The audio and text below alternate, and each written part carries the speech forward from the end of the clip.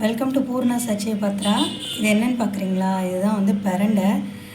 இது க்ளீன் பண்ண தெரியாமல் நிறைய பேர் சமைக்கிறதில்ல. ஆக்சுவலி வந்து இது ரொம்ப நல்லது உடம்புக்கு. இது வந்து குழந்தைங்க பசி இல்லை அப்படின்னா இந்த பிரண்டையை தான் வந்து சட்னி செஞ்சு கொடுப்பாங்க எங்கள் வீட்டில். சட்னி செஞ்சு கொடுத்ததுக்கப்புறம் நல்லா ரெமெடி தெரியும், நல்லா குழந்தைங்களுக்கு பசி எடுக்கும். அதே மாதிரி முழங்கால் வலி இருக்கிறவங்களுக்கெலாம் இதை தான் வந்து எண்ணெயாகவும் காய்ச்சி கொடுப்பாங்க, உள்ளேயும் சாப்பிட்றதுக்கு கொடுப்பாங்க. இதை வந்து உளுந்தம்பருப்போடு சேர்த்து செஞ்சு கூட்டாகவும் செய்வாங்க. நான் கூட்டு செய்கிற வீடியோ அப்புறம் அப்லோட் பண்ணுறேன். இப்போ ஃபஸ்ட்டு சட்னி செய்கிறது அப்லோட் பண்ணுறேன். பிரண்டை சட்னி. அதுக்கு என்ன பண்ணணுன்னா, ஃபஸ்ட்டு இந்த பிரண்டையை க்ளீன் பண்ணிக்கணும். இதை எப்படி க்ளீன் பண்ணுறதுன்னு பார்க்கலாம். இந்த மாதிரி ஒரு கொடியில் வந்து இந்த வாது தனியாக அப்படியே வரும். இது வந்து பிஞ்சாக இருக்குது பாருங்கள், இந்த ஓரமெல்லாம் பிஞ்சாக இருக்குது. இந்த இலைகளையும் யூஸ் பண்ணலாம். இந்த பிஞ்சாக இருக்கிறத மட்டும் அப்படியே கட் பண்ணாலே வந்துடும் பாருங்கள். இது வந்து அப்படியே யூஸ் பண்ணிக்கலாம்.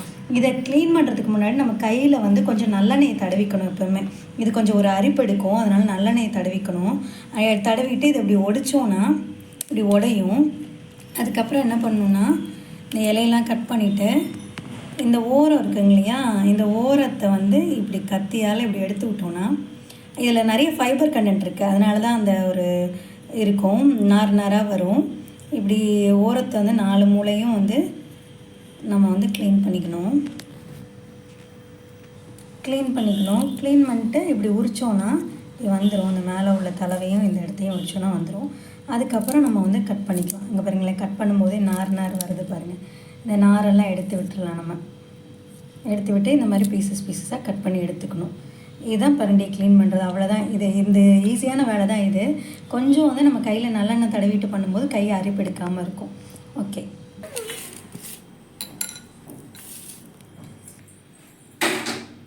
இந்த மாதிரி முத்தலாக இருக்கிற பிரண்டையை வந்து நீங்கள் ஒரு தொட்டியில் நட்டு வச்சிங்கன்னா வளர்ந்துடும். ஒரு சின்ன தொட்டி இருந்தால் போதும் இது வளர்க்குறதுக்கு. இப்போது பிரண்டை சட்னிக்கு உப்பு, ஒரு புளி வந்து ஒரு சின்ன துண்டு, தேங்காய், 3 சின்ன வெங்காயம், வரமிளகா, க்ளீன் பண்ணி வச்ச பிரண்டை, அப்புறம் கடுகு, உளுந்தம்பருப்பு, கடலைப்பருப்பு வந்து கொஞ்சமாக எடுத்துக்கோங்க. உளுந்தம்பருப்பு வந்து ஒரு 2 டேபிள் ஸ்பூன் அளவுக்கு போடுங்க. இது எப்போவுமே நல்லெண்ணெயில் தான் தாளிக்கணும். இப்போ செய்யலாம் வாங்க. அடுப்பு பற்ற வச்சு பாத்திரம் வச்சுட்டு 2 ஸ்பூன் நல்லெண்ணெய் நல்லா காஞ்சதும் கடுகு,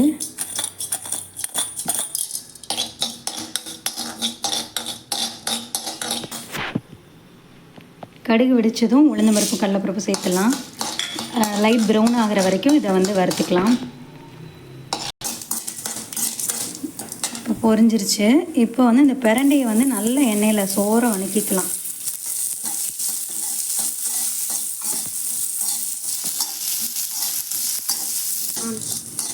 இப்போ பிரண்டை நல்லா பாருங்கள், லைட் ப்ரௌனிஷ் ஆகிடுச்சு. இப்போ மிளகா, சின்ன வெங்காயத்தையும் போட்டுடலாம். ஒரு துண்டு புளியையும் போட்டு நல்லா ஃப்ரை பண்ணிக்கலாம்.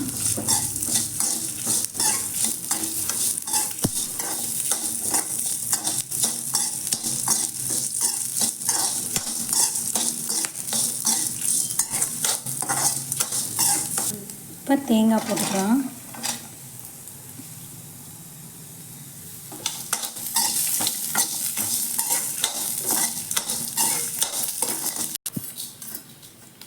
உப்பு போட்டுடலாம்.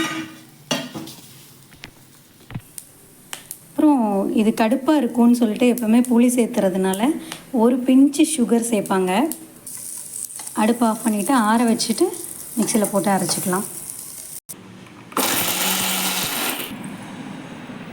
இப்போ கருப்பு கவுனி இட்லியோட பிரண்டை சட்னி ரெடி ஆயிடுச்சு. இந்த மாதிரி சாப்பிடும்போது ஒரு 7-8 இட்லி கூட உள்ளே போகும் சுட சுட.